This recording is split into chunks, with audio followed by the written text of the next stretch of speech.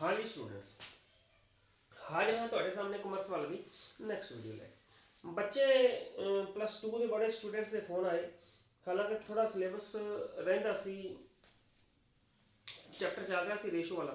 ਉਹ ਕਹਿੰਦੇ ਵੀ रेशो वाला चैप्टर थोड़ा डिले करके ਸਾਨੂੰ कैश फ्लो स्टेटमेंट करवाओ। कैश फ्लो स्टेटमेंट करवाਉਣ जा रहे हैं अज। +2 ਦਾ टॉपिक है बच्चे कैश फ्लो स्टेटमेंट चैप्टर। जे एक गल ध्यान में रखना है, जे तो ਆਪਾਂ ਇਹਨੂੰ ਰੈਗੂਲਰਲੀ ਕਰਾਂਗੇ, ਇਹਦੀ ਪ੍ਰੈਕਟਿਸ ਕਰਾਂਗੇ ਤਾਂ ਆਪਣੇ ਮਾਈਂਡ ਵਿੱਚ ਫਿੱਟ ਹੋ ਜਾਏਗਾ। ਸੌਖਾ ਚੈਪਟਰ ਹੈ। ਤੇ ਜੇ ਪ੍ਰੈਕਟਿਸ ਨਹੀਂ ਕਰਾਂਗੇ ਤਾਂ ਬਹੁਤ ਔਖਾ ਚੈਪਟਰ ਹੈ। ਆਮ ਤੌਰ ਤੇ ਸਟੂਡੈਂਟਸ ਨੂੰ ਇਹ ਔਖਾ ਹੀ ਲੱਗਦਾ। ਆਮ ਤੌਰ ਤੇ ਸਟੂਡੈਂਟਸ ਨੂੰ ਇਹ ਔਖਾ ਹੀ ਲੱਗਦਾ ਕੈਸ਼ ਫਲੋ ਸਟੇਟਮੈਂਟ। ਹੁਣ ਕੈਸ਼ ਫਲੋ ਸਟੇਟਮੈਂਟ ਹੈ ਕੀ? ਦੇਖੋ ਬੱਚੇ,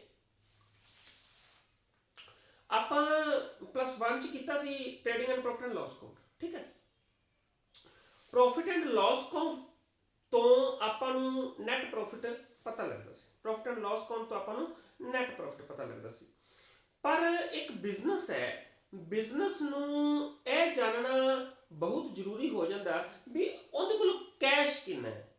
ਕੈਸ਼ ਕਿੰਨਾ ਹੈ, ਕੈਸ਼ ਮਤਲਬ ਐਗਜ਼ੈਕਟ ਕੈਸ਼ ਦੀ ਸਥਿਤੀ ਕੀ ਹੈ ਜਿਹਦੇ ਨਾਲ ਉਹ ਵਸਤੂਆਂ ਖਰੀਦ ਸਕਦਾ ਹੈ ਜਾਂ ਵਸਤੂਆਂ ਵੇਚ ਕੇ मतलब कैश आएगा, वस्तुआं खरीद सकता है, एक्सपेंसिव दे सकता है। उन्होंने एग्जैक्ट आपकी कैश की पोजीशन का पता होना जरूरी है।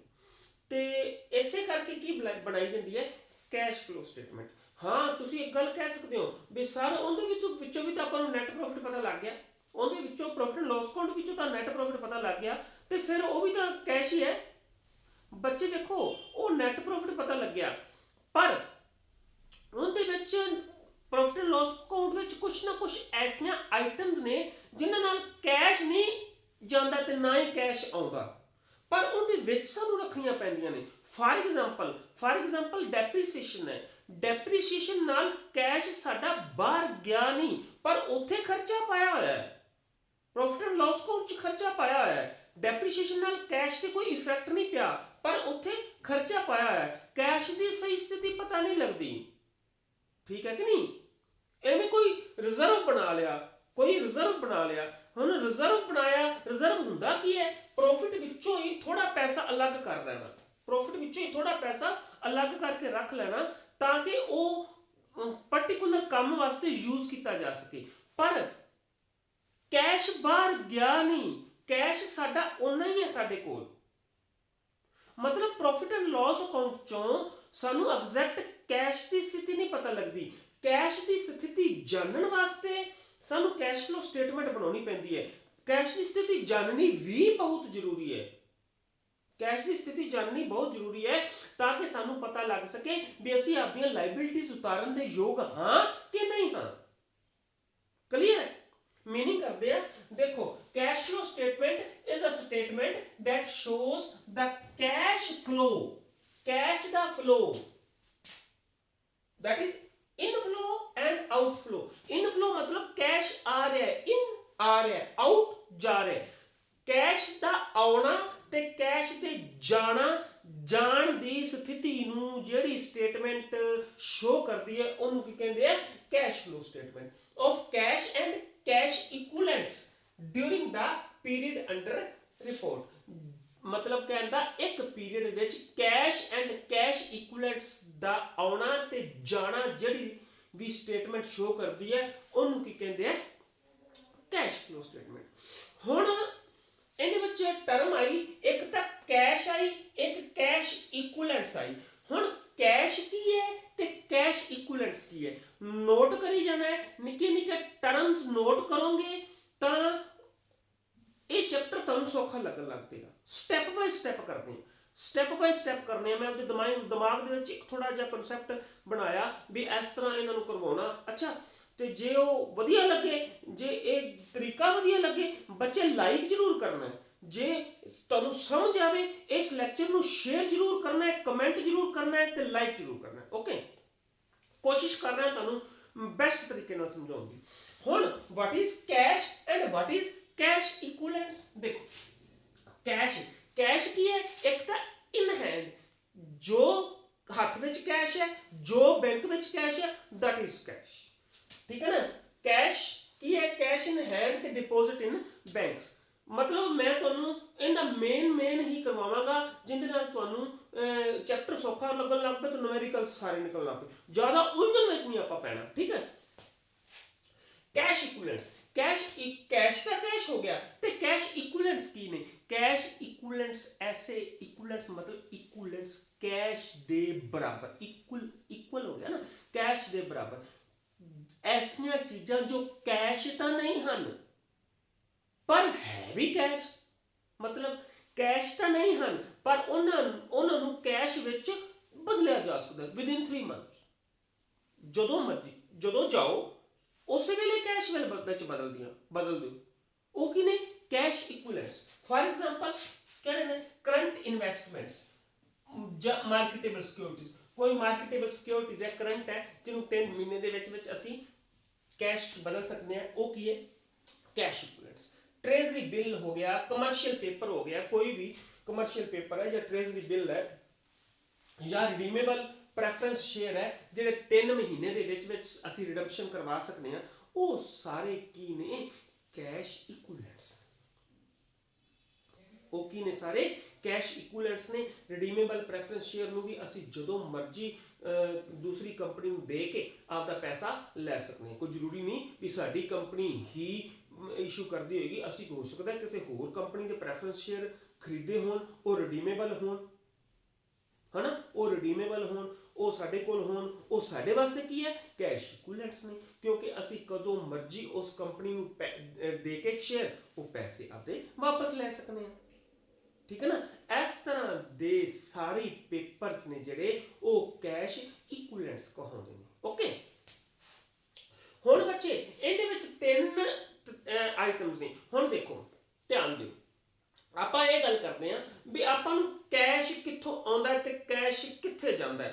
ਕੈਸ਼ ਕਿੰਨਾ ਐਕਟੀਵਿਟੀਜ਼ ਤੋਂ ਆ ਸਕਦਾ ਤੇ ਕੈਸ਼ ਕਿੰਨਾ ਐਕਟੀਵਿਟੀਜ਼ 'ਚ ਜਾ ਸਕਦਾ। 3 ਤਰ੍ਹਾਂ ਦੀਆਂ ਐਕਟੀਵਿਟੀਜ਼ ਹੁੰਦੀਆਂ ਨੇ ਇੱਕ ਬਿਜ਼ਨਸ ਦੇ ਵਿੱਚ, ਜਿੱਥੋਂ ਕੈਸ਼ ਆ ਵੀ ਸਕਦਾ ਤੇ ਜਿੱਥੇ ਕੈਸ਼ ਜਾ ਵੀ ਸਕਦਾ। ਉਹ ਕਿਹੜੀਆਂ ਐਕਟੀਵਿਟੀਜ਼ ਨੇ? Number 1 operating activity, number 2 investing activities, number 3 financing activities. ਇਹ 3 ਐਕਟੀਵਿਟੀਜ਼ ਤੁਹਾਨੂੰ ਕਰਨੀਆਂ ਬਹੁਤ ਜ਼ਰੂਰੀ ਨੇ। ਠੀਕ ਹੈ ਨਾ। ਇਹਨਾਂ 3 ਐਕਟੀਵਿਟੀਜ਼ ਕਰਾਂਗੇ ਤੇ ਇੱਥੋਂ ਪਤਾ, ਸਟੈਪ ਬਾਈ ਸਟੈਪ ਚੱਲਦੇ ਹਾਂ, ਇੱਥੋਂ ਪਤਾ ਲੱਗੇਗਾ ਵੀ ਆਪਰੇਟਿੰਗ ਐਕਟੀਵਿਟੀਜ਼ ਤੋਂ ਕਿਵੇਂ ਕੈਸ਼ ਆਉਂਦਾ ਹੈ, ਕਿੱਥੇ ਕੈਸ਼ ਜਾਂਦਾ ਹੈ। ਫਾਈਨੈਂਸਿੰਗ ਐਕਟੀਵਿਟੀਜ਼ ਕਿੱਧਰੋਂ ਕੈਸ਼ ਆਉਂਦਾ ਹੈ, ਕਿੱਧਰ ਕੈਸ਼ ਜਾਂਦਾ ਹੈ। ਉਵੇਂ ਇਨਵੈਸਟਿੰਗ ਐਕਟੀਵਿਟੀਜ਼ ਵਿੱਚ ਵੀ ਕਿਵੇਂ ਕੈਸ਼ ਆਉਂਦਾ ਤੇ ਕਿਵੇਂ ਕੈਸ਼ ਜਾਂਦਾ ਹੈ। ਮੇਨ ਤਾਂ ਇਸ chapter the inflow of cash ਤੇ ਆਊਟਫਲੋ ਆਫ ਕੈਸ਼ ਬਾਰੇ ਹੀ ਹੈ। ਠੀਕ ਹੈ। ਮੇਨ ਇਸ ਚੈਪਟਰ ਵਿੱਚ ਇਨਫਲੋ ਆਫ ਕੈਸ਼ ਤੇ ਆਊਟਫਲੋ ਆਫ ਕੈਸ਼ ਬਾਰੇ ਹੈ, ਪਰ ਅੱਗੋਂ ਇਨਫਲੋ ਤੇ ਆਊਟਫਲੋ ਨੂੰ 3 ਐਕਟੀਵਿਟੀਜ਼ ਵਿੱਚ ਵੰਡਿਆ ਗਿਆ ਹੈ: ਆਪਰੇਟਿੰਗ, ਇਨਵੈਸਟਿੰਗ ਤੇ ਫਾਈਨੈਂਸਿੰਗ। ਆਪਰੇਟਿੰਗ, ਇਨਵੈਸਟਿੰਗ ਤੇ ਫਾਈਨੈਂਸਿੰਗ। ਹੁਣ ਇੱਕ ਗੱਲ ਦਾ ਧਿਆਨ ਰੱਖਣਾ ਤੁਸੀਂ, ਜੇ ਕੋਈ ਇਨਵੈਸਟਿੰਗ ਵਾਲੀ ਐਕਟੀਵਿਟੀ ਹੈ ਉਹਨੂੰ ਆਪਰੇਟਿੰਗ 'ਚ ਨਹੀਂ ਲੈ ਕੇ ਜਾਣਾ। ਡੱਬੀਆਂ ਬਣਾਤੀਆਂ ਉਹਨੇ, 3 ਤਰ੍ਹਾਂ ਦੀਆਂ ਡੱਬੀਆਂ ਬਣਾਤੀਆਂ। ਆਹ ਡੱਬੀ ਹੈਗੀ ਹੈ ਆਪਰੇਟਿੰਗ ਦੀ, ਆਹ ਡੱਬੀ ਹੈ ਕਾਹਦੀ? ਇਨਵੈਸਟਿੰਗ ਦੀ, ਤੇ ਆਹ ਡੱਬੀ ਕਾਹਦੀ ਹੈ? ਫਾਈਨੈਂਸਿੰਗ ਦੀ। ਹੁਣ ਜਿਹੜਾ ਤਾਂ ਕੈਸ਼ ਆਪਰੇਟਿੰਗ ਐਕਟੀਵਿਟੀਜ਼ ਰਾਹੀਂ ਆ ਰਿਹਾ ਹੈ, ਹੁਣ ਦੇਖੋ ਪ੍ਰੋਫਿਟ ਐਂਡ ਲਾਸ ਅਕਾਊਂਟ 'ਚ ਸਾਰਾ ਕੁਝ ਸਾਂਝਾ ਲਿਖਿਆ ਹੋਇਆ। ਪ੍ਰੋਫਿਟ ਐਂਡ ਲਾਸ ਅਕਾਊਂਟ 'ਚ ਸਾਰਾ ਕੁਝ ਸਾਂਝਾ ਲਿਖਿਆ ਹੈ। ਉਹਦੇ ਵਿੱਚ ਇਨਵੈਸਟਿੰਗ ਦੀ ਵਿੱਚ ਐਕਟੀਵਿਟੀਜ਼ ਹੈਗੀਆਂ ਨੇ, ਫਾਈਨੈਂਸਿੰਗ ਦੀਆਂ ਵਿੱਚ ਐਕਟੀਵਿਟੀਜ਼ ਹੈਗੀਆਂ ਨੇ, ਆਪਰੇਟਿੰਗ ਦੀਆਂ ਵਿੱਚ ਐਕਟੀਵਿਟੀਜ਼ ਹੈਗੀਆਂ ਨੇ, ਜਿਨ੍ਹਾਂ ਨੂੰ ਅਸੀਂ ਕੈਸ਼ ਦਿੰਦੇ ਹਾਂ। ਠੀਕ ਹੈ ਨਾ। ਹੁਣ ਆਪਾਂ ਇਨਵੈਸਟਿੰਗ, ਜੇ ਕੋਈ ਐਕਟੀਵਿਟੀ ਜਿਹੜੀ ਹੈ ਉਹ ਹੈ ਆਪਰੇਟਿੰਗ ਦੀ, ਉਹਨੂੰ ਆਪਰੇਟਿੰਗ ਵਿੱਚ ਲੈ ਕੇ ਜਾਣਾ, ਉਸ ਆਪਰੇਟਿੰਗ ਵਾਲੀ ਡੱਬੀ 'ਚ ਫਿੱਟ ਕਰ ਦਿਓ। ਜੇ ਉਹ ਇਨਵੈਸਟਿੰਗ ਵਾਲੀ ਐਕਟੀਵਿਟੀ ਹੈ ਉਹਨੂੰ ਇਨਵੈਸਟਿੰਗ ਵਾਲੀ ਡੱਬੀ ਵਿੱਚ ਫਿੱਟ ਕਰਨਾ ਹੈ। ਜੇ ਉਹ ਫਾਈਨੈਂਸਿੰਗ ਵਾਲੀ ਹੈ ਤੇ ਆਪਾਂ ਉਹਨੂੰ ਫਾਈਨੈਂਸਿੰਗ ਵਾਲੀ ਡੱਬੀ ਵਿੱਚ ਫਿੱਟ ਕਰਨਾ ਹੈ। ਫਿੱਟ ਕਰਨਾ ਹੈ, ਇਹ ਤੁਹਾਨੂੰ ਦਿਮਾਗ ਵਿੱਚ ਹੋਣਾ ਚਾਹੀਦਾ, ਤੁਹਾਡੀ ਪਹਿਚਾਨਣ ਦੀ ਸ਼ਕਤੀ ਹੋਣੀ ਚਾਹੀਦੀ ਹੈ ਵੀ ਇਹ ਜਿਹੜੀ ਟ੍ਰਾਂਜੈਕਸ਼ਨ ਹੈ ਇਹ ਆਪਰੇਟਿੰਗ ਦੀ ਹੈ ਕਿ ਇਨਵੈਸਟਿੰਗ ਦੀ ਹੈ ਕਿ ਫਾਈਨੈਂਸਿੰਗ ਦੀ ਹੈ। ਜਦੋਂ ਤੁਸੀਂ ਇਹ ਪਹਿਚਾਨਣਾ ਸ਼ੁਰੂ ਕਰਤਾ ਤੁਹਾਨੂੰ ਕੈਸ਼ ਫਲੋ ਸਟੇਟਮੈਂਟ ਆ ਗਿਆ। ਕਲੀਅਰ। ਹੁਣ ਆਪਾਂ ਕਾਫੀ 2 3 4 ਲੈਕਚਰ ਬਣ ਗਏ ਸਿਰਫ ਤੇ ਸਿਰਫ ਆਪਰੇਟਿੰਗ ਤੇ, ਸਿਰਫ ਤੇ ਸਿਰਫ ਆਪਰੇਟਿੰਗ ਤੇ। ਹੁਣ ਇੱਕ ਗੱਲ ਹੋਰ ਦਿਮਾਗ 'ਚ ਰੱਖਿਆ ਕਿ ਆਪਰੇਟਿੰਗ ਹੀ ਹੈ, ਆਪਰੇਟਿੰਗ ਐਕਟੀਵਿਟੀਜ਼ ਮੈਨੂੰ ਇਹੀ ਲੱਗਦਾ ਵੀ ਜਿਵੇਂ ਆਪਰੇਟਿੰਗ ਐਕਟੀਵਿਟੀਜ਼ ਹੀ ਹੈ ਜਿਹੜੀਆਂ ਥੋੜੀ ਜਿਹੀ ਔਖੀ, ਫਾਈਨੈਂਸਿੰਗ ਤੇ ਇਨਵੈਸਟਿੰਗ ਐਕਟੀਵਿਟੀਜ਼ 'ਚ ਕੁਛ ਵੀ ਨਹੀਂ।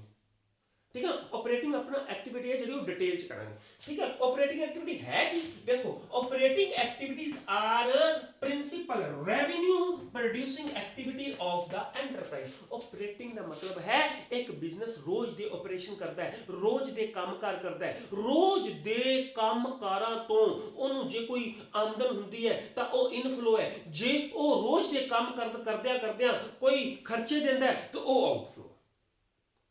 ओके देखो operating activities are principal revenue activities, मतलब रेवेन्यू जनरेट होता है जिंदे तो ओली एक्टिविटीज ने, ठीक है, of the enterprise generally result of from business transactions. इनदे किथों आंदा ने आम तौर पे बिजनेस दी ट्रांजैक्शंस जड़ियां हुंदियां ने ओही ऑपरेटिंग एक्टिविटीज हुंदियां ने, ठीक है।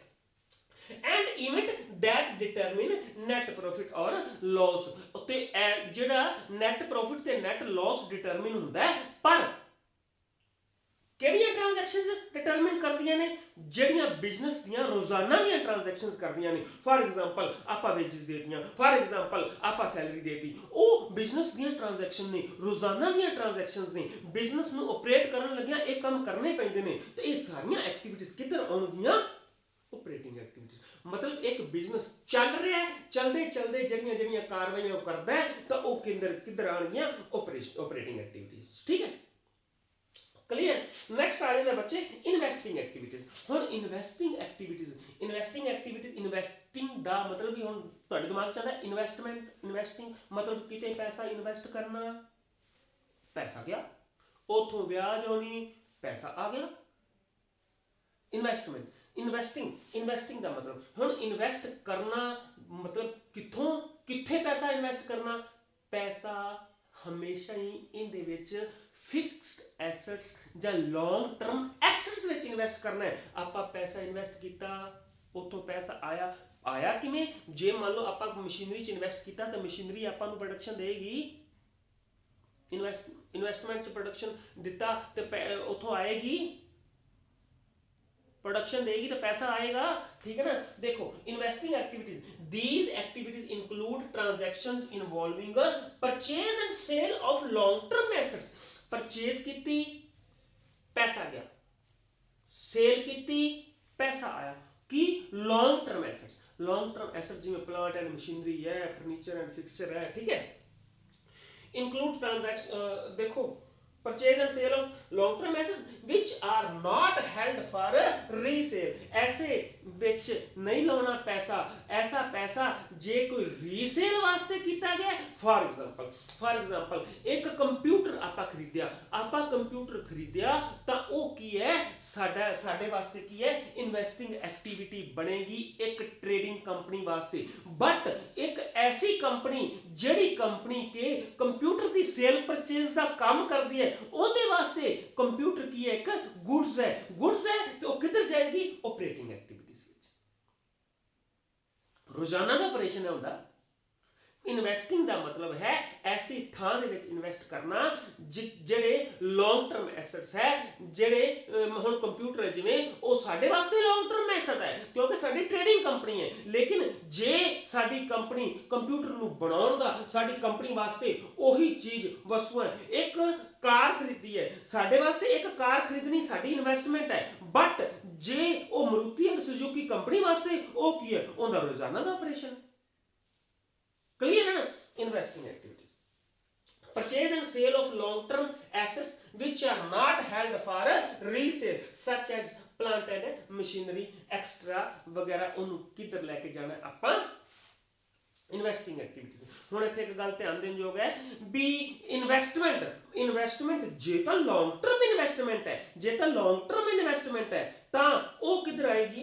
वो की है? इन्वेस्टिंग एक्टिविटीज है। जे शॉर्ट टर्म इन्वेस्टमेंट है वो कैश एंड कैश इक्विवेलेंट है साडी, वो की है? साडी कैश एंड कैश इक्विवेलेंट्स है, ठीक है ना। फॉर एग्जांपल मार्केटेबल सिक्योरिटीज है। ओके नेक्स्ट आ जाता है फाइनेंसिंग एक्टिविटी। फाइनेंसिंग एक्टिविटीज किहड़ियां एक्टिविटीज हुंदियां ने? फाइनेंसिंग एक्टिविटीज बच्चे ऐसियां एक्टिविटीज हुंदियां ने जिहड़ियां कि एक ओनर दी कैपिटल नूं प्रभावित करदियां ने। मतलब कहण दा फाइनेंसिंग एक्टिविटीज तो जे पैसा आउंदा है तां कई बारी कैपिटल वध जाती है, जे पैसा जाता है तो कैपिटल घट जाती है। मतलब ऐसियां एक्टिविटीज़ जिहड़ियां फाइनांस करते हैं, जिहड़ियां कैपिटल नूं प्रभावित करदियां ने, ऐसियां सारियां एक्टिविटीज़ किधर लैके जावांगे असीं? फाइनैंसिंग एक्टिविटीज़। ध्यान दिओ, which result in change in size and composition of owners capital.